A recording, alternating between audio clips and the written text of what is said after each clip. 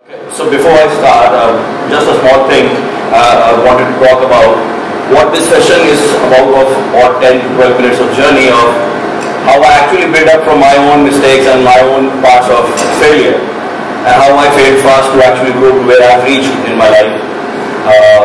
A few different lawyers to talk about. So I'll give you just a small brief about my journey towards my great failures. So in class 8, I only failed the exam and my dad didn't let me pass the exam. I had to do my 8th again. So this was something in my life which actually taught me that though I could have actually jumped the class, just because of 2 marks I had to stay back. Of course I did not study after that also. I was a very bad student. One reason I found out later in my graduation time. But what was that? I'll come with the journey. Class 10, 56.6%. Class 12, 55%. University, silver medalist with just 1 mark difference from the gold medalist. Why? And that's the whole journey about. Because I understand that I had to do everything, and then when I found my passion area of education or for knowledge or for the things that I wanted to build on, those were the areas that I really did excel at. And that's how I landed up at the Premier League business schools of the country and the world in trying to educate myself. And these are some of the points that I wanted to talk about is what happened from my journey of doing a job, being India's youngest chief operating officer of a company which was known in the world as Texas Instruments and leading their Asia team at 25 to starting my own company at 26 and today having 19 companies with a total asset value of more than 500 crores. So how did I build those journeys? And how did those startups happen in my life or those companies happen in my life? These are the few points that actually changed my lifestyle and actually helped me build up my own life. There are situations and reasons of why you are actually doing something which is not succeeding in life. It might be that you are trying to build on what is not naturally you. And that naturally you can actually be created by bigger practice situations. Example of mine, I'm a borderline dyslexia. My math is horrible. And today you give me a calculator and you sit down with me and I'll do it better than the calculator. Faster than that. Why? Because I try to build on it every single day. That this is something that I can't do, this is something that I can't do. And my CAT score was 99.99. So I built on that. Something which I could not do in my school time. Because it was not my passion area, I could not understand the basic reasons of laser sharp focus. The reasons of being a disciplined lifestyle. The reasons of being somebody you want to be. Earlier everybody was thinking of this is how you have to be, this is what you need to do, this is what you need to build on. My parents are doctors and national talent search gold medalists. Though they were very good at education, but their understanding of a knowledge was that this is what you learn and your examinations are memory based and not thought based. Something which was globally understood long before, but still to be understood in India very well, that knowledge can be not just a memory exam, but also a thought exam. And what you are building on things, and what you are building on people, or what you are building on ecology, not just what you are trying to memorize and replicate. So all of these small mistakes, early riser, I was never an early riser. In fact, I'll give you one incident. One of my times, one of the professors, we were doing a program at IIM Bangalore. He's actually waited for me for 20 minutes because I was sleeping in my room. It was 8 o'clock in the morning class. And he sent somebody out that this guy has to be in the class. He's one of the best students there. But then he's never there in the early morning. I used to strategize reasons, find out local partners or figure out people who will club with me to not have the classes in the morning. I used to find out people how to do strategies with teachers in terms of, so this will happen, so that can't happen in the morning, or this will go wrong and that can't happen in the morning, or to the point of going and patronizing people that how should you come with me and club up so that I don't have to get up in the morning. To today, I get up at 4:15. I every day get up at 4:15 either if I'm sleeping at around 2 or 3. One reason alone, that's the discipline that I built up in my life, has actually helped me create things for me.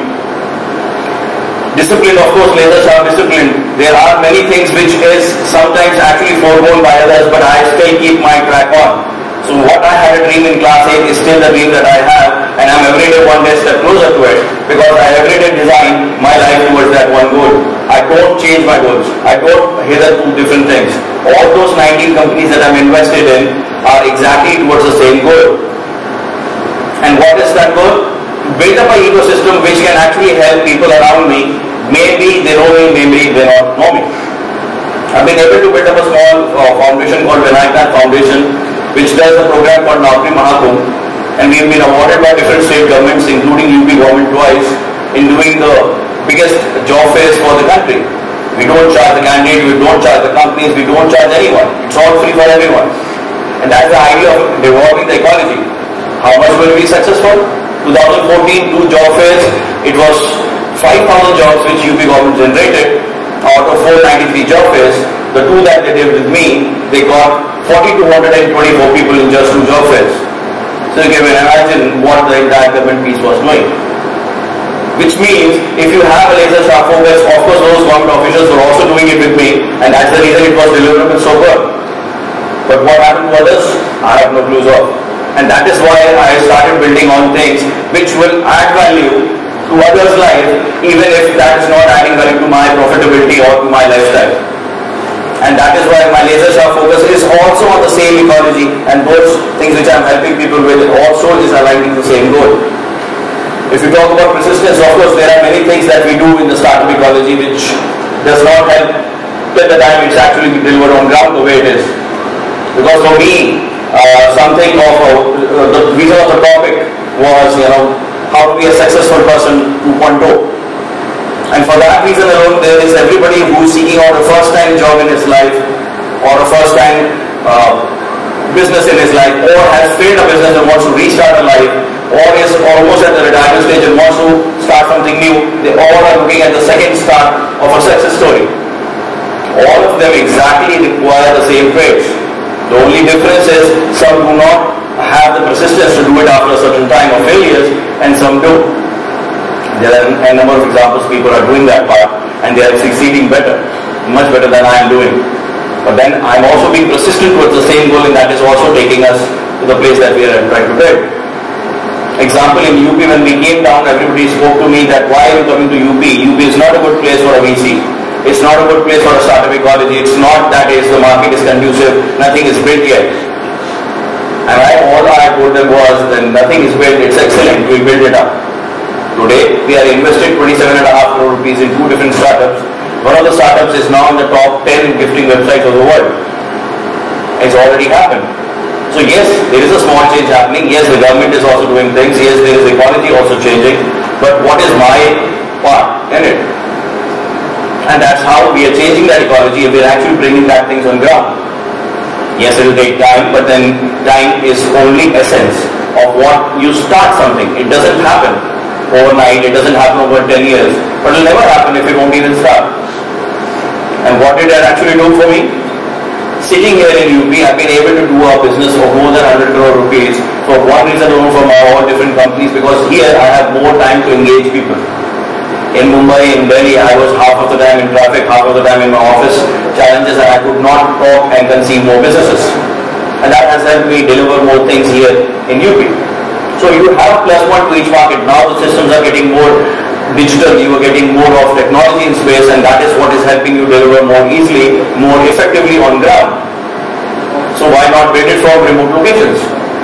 And that will actually also help the tier 2 and the tier 3, and that's what we are also doing. So there is a philosophy we follow in my office. If there is a startup which comes to my office with an idea or with an actual MVP or with an actual design, we always help them without a reason of they will be coming to our part or not. From 5 minutes to 30 minutes, we will be sharing some time with them, helping them out in something because they have reached out to us. And that's the philosophy we follow in this office. But that's just the start of it. We are replicating more offices in UP, and we are trying to build that part. As of now, with 37 deals and 374 crores invested with a 4,100 crore market cap, we are India's largest early stage investors in just 2.5 years. That's what me and my team and my other co-founders have been able to achieve. Companies like Lesnar.com, Beardo, Innovate are some of the companies which we have built up. So yes, the success can happen from the remote of the locations. It can happen with people who are not so educated in those terms. But it cannot happen with people who are not even thinking of that I'll start on something and I'll build something. But I want somebody else to give me that environment and then I'll start it off. Once that is created, then nothing happens.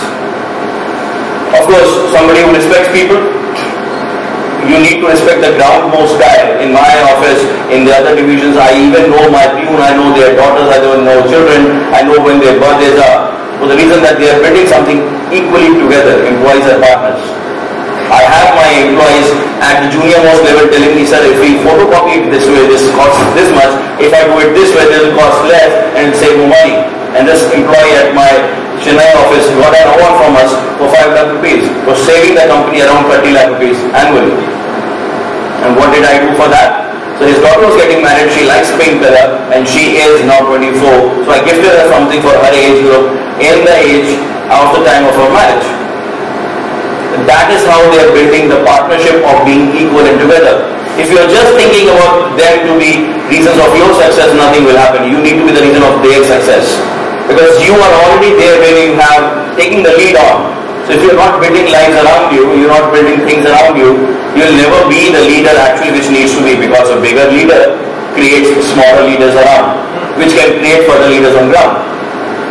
That peon is now actually heading one of my divisions in the mail room, in the staff room.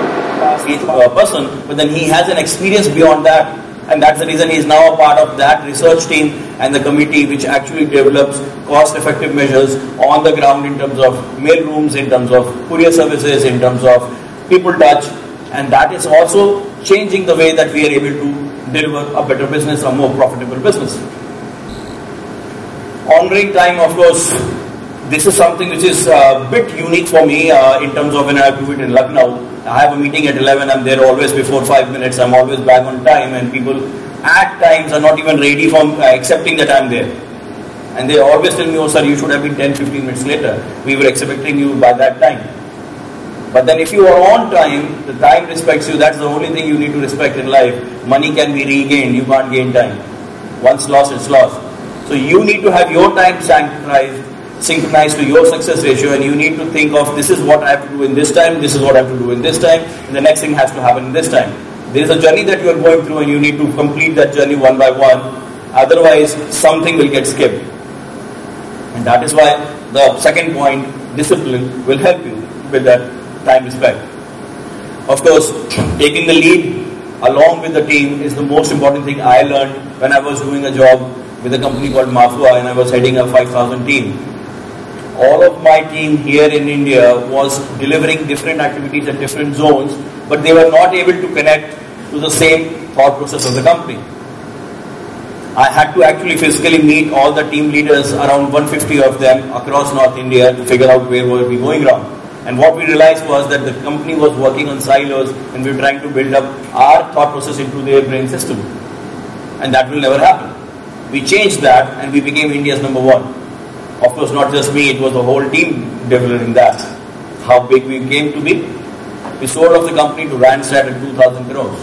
And that's how the company got bigger, as an outsourcing company which is just doing HR.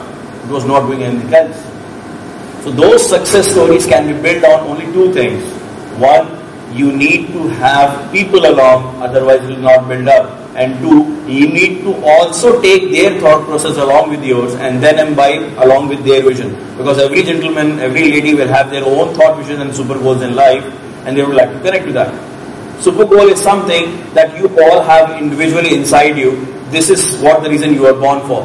You all know that. At some point of time you realize, this is what I want to be in my life when I am 17, and I am actually thinking backwards to my life that have I achieved this, have I done that, and that's your super goal. Everybody has that. If you can align that same super goal to the actual goal of the company or to the vision that you will have a success every single time. Owns the team mistakes. This is what I do even today. If my team in any of the companies have done something wrong, and if my client calls up, or if there's somebody blaming it to us, the first thing that I'll say is, okay, if this has gone wrong, this might be a mistake at this end, but fine, if this is my mistake, I'll correct it out. Majority of the time my client has been telling me, though, this is not your mistake. But then I have to always tell them, it's my team. So it's my mistake. I own it 100%. He might not be sorry, but I am. If there is something gone wrong with your business or it's not delivered on time. And that's why every single time a client is calling up, he also knows that I'll own it up and I'll change it out. And they reach out only at the remoteness of the location, of the remoteness of the situation, that this has to be done immediately. And engaging those whom you want to be and sharing the gratitude with things is, of course, the most important part that I've built up on the time to it. And lastly, something humor is what I really like to do. So that's why the employee engagement in my Lucknow team, we were just doing an assessment with the year closing, is almost 34% of their actual monthly salaries. That is unheard of typically in the industry, for one reason alone, that if you don't engage, you don't challenge, they will not do it. But also at the same time, if you don't put the humor, the fun and the entertainment part in the growth of it, you need the challenge to it. So I hope this will also build you up, also intrigue you into taking your own journey towards success and help out. Thank you. Thank you, sir, for reminding us the basics. We always forget, and this generation of millennials is forgetting things like focus and discipline. That was very inspiring for us indeed. I would like to call our chief guest, Mr. K.K. Singh, to please honor our first speaker of TEDxIndiranagar with a token of love.